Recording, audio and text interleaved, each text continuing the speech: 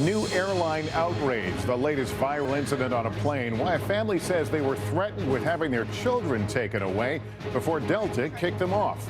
Truck attack alert. The TSA raises concern over a growing terror tactic.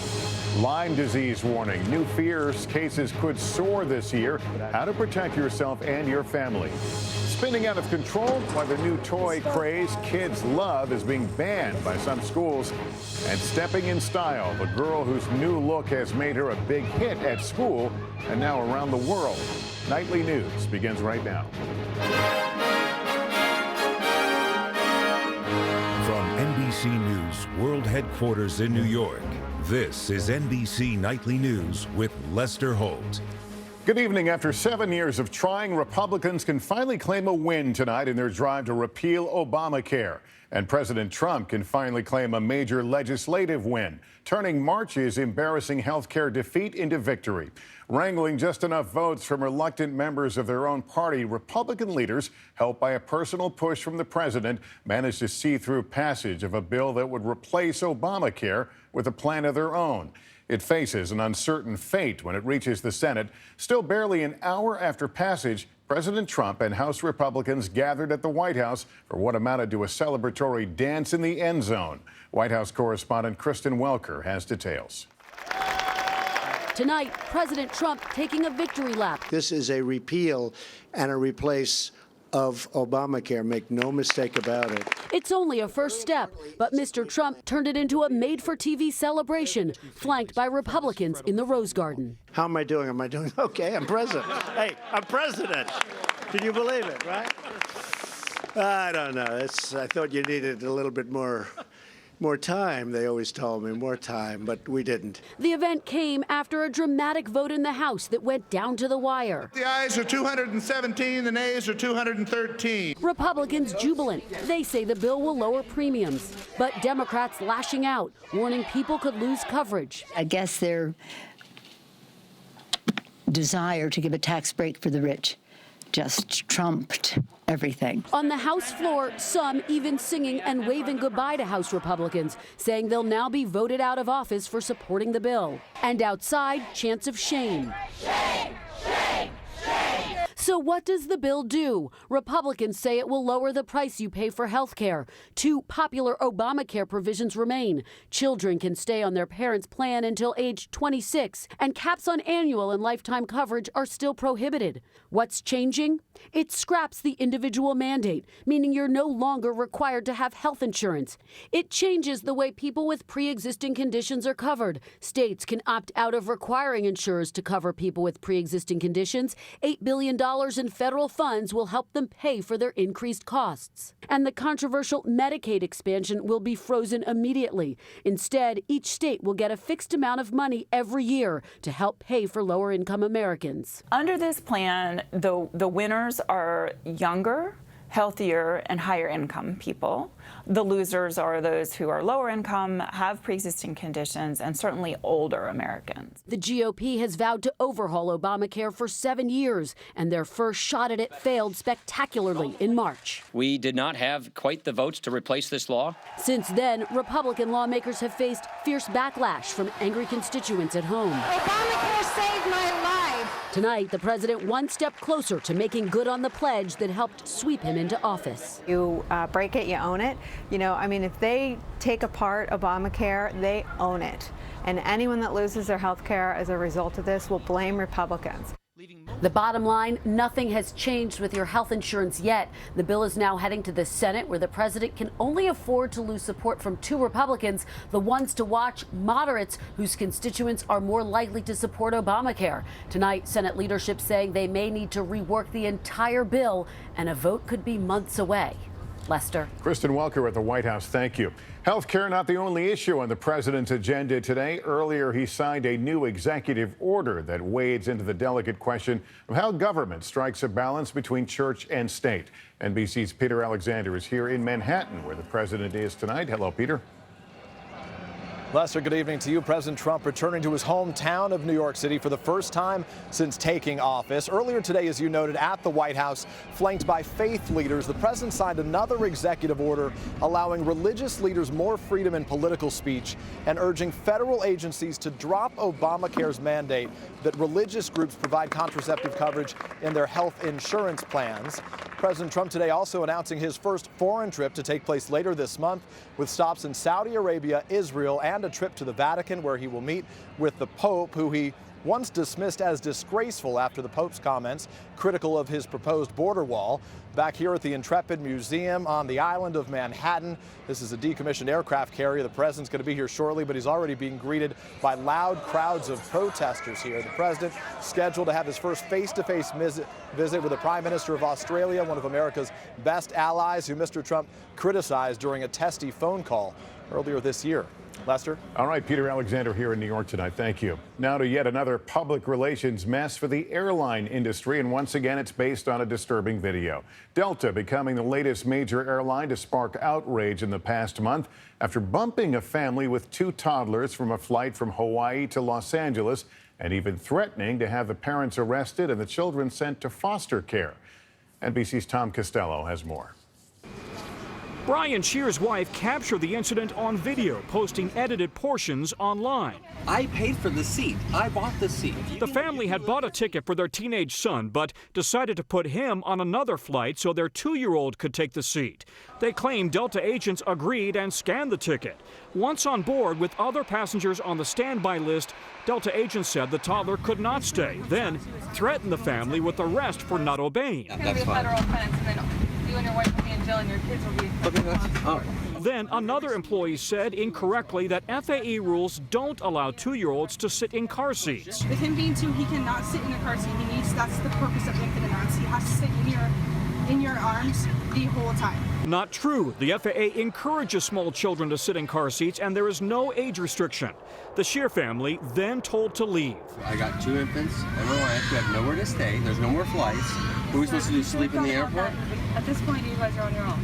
When you're a mother and you have your 1-year-old and your 2-year-old and they threaten to take your kids away from you, it made my heart drop, and I was shaking the rest of the time. The Shears ended up paying for a hotel and another flight home. In a statement, Delta apologized for the unfortunate experience and said it's reached out to them to refund their travel and provide additional compensation. It's just the latest viral incident giving the airline industry a black eye, and on the second day of congressional hearings. If we required all executives to fly on their planes in the back of the plane, the consumer experience would be much better. This latest PR mess coming just weeks before the start of the summer travel season, when millions of families will try to fly together, hoping for friendlier skies. Tom Costello, NBC News, Washington. Turning now to the Department of Homeland Security, raising awareness after a growing number of terror attacks around the world using trucks as weapons. A new bulletin urges the nation's trucking companies and drivers to be more vigilant as a defense against what has become a makeshift weapon of terror. We get more from NBC's Pete Williams. The latest attack came just last month in Stockholm when a man stole a beer truck, drove it into a popular shopping area, and plowed into a department store. A new report from TSA says that brought to 173 the number of people killed in terror attacks using trucks since 2014.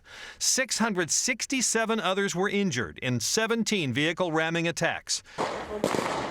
The worst, Nice, France last year, 87 killed. But the U.S. has not been immune. A radicalized Somali refugee plowed into a crowd of students at Ohio State last fall, causing injuries. That was with a car, not a truck.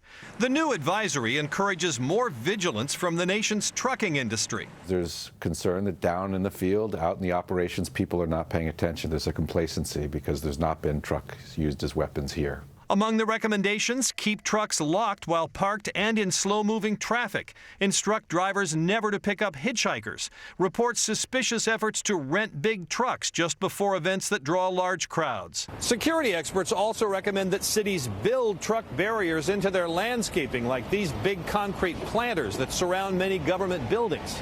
The American Trucking Association says the industry already does what the advisory recommends, uses electronic tracking, alarms, and specialized locks, and gives drivers regular security training, though some drivers say it hasn't reached them. No formal training, it's just a basic knowledge. You got to protect your environment, protect your stuff. All the more important, says Homeland Security, with ISIS renewing calls to use trucks as weapons. Pete Williams, NBC News, Washington. Yet more rain and dangerous flooding are affecting millions in parts of the Midwest and South tonight. At least 9 flooding-related deaths have been reported, and hundreds of homes have been destroyed or damaged. NBC's Blake McCoy has the latest from hard-hit Missouri. Tonight, parts of flood-ravaged Missouri and Arkansas remain underwater. Relentless rain prolonging the agony for homeowners like John Shue. With a moat forming around his home, he's keeping faith the water will stay back. The river's half a mile away. Yeah, it's about half a mile. Yeah. And now? Yeah, now I got lakefront property. Basement after basement tonight flooded. 90 state highways shut down in Missouri alone. In Arkansas, breached levees have sent thousands of residents fleeing to higher ground. Severe storms today have also toppled trees across the South. Satellite images show the incredible ground saturation these storms have caused. Flood records are still being broken.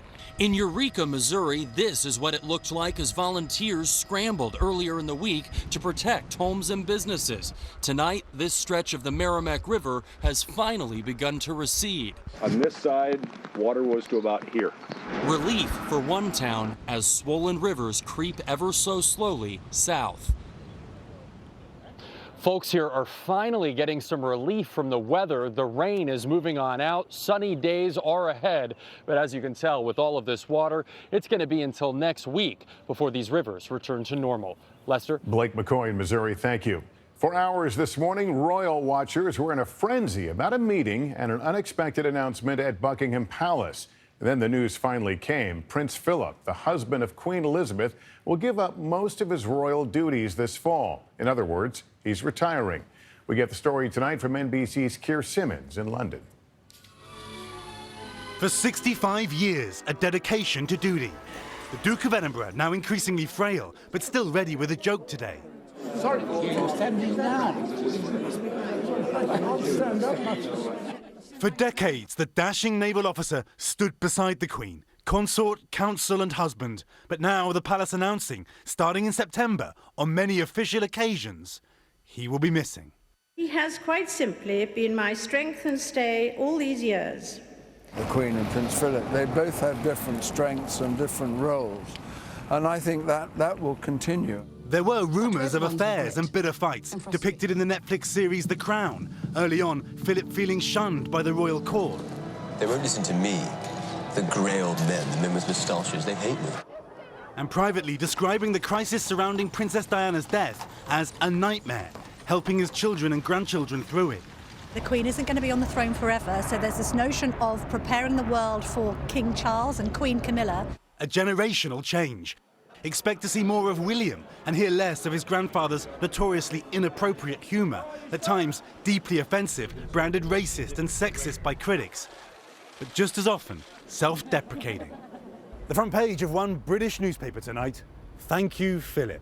His greatest achievement, simply being there for his wife, Queen Elizabeth. Lester? Keir Simmons from London tonight. Still ahead this evening, the new warnings about Lyme disease, expected to be the worst season in years, how you can protect yourself. Also, the newest spin on things, a craze among kids that some say is getting out of control. Would you like to be a Publishers Clearinghouse winner next month? Can't believe it. Get ready, because now you could win $2 million immediately, plus $10,000 a month for life, and a new car. It's the new Win It All prize, and it could be yours.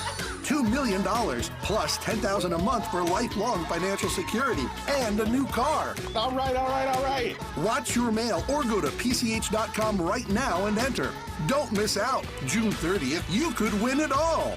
When life runs smoothly, it follows a rhythm all of its own. But if diarrhea knocks you off course, Imodium AD provides fast relief to soothe your diarrhea symptoms. Now available in a soft gel. Imodium. Live life in rhythm. More doing chores for mom parole?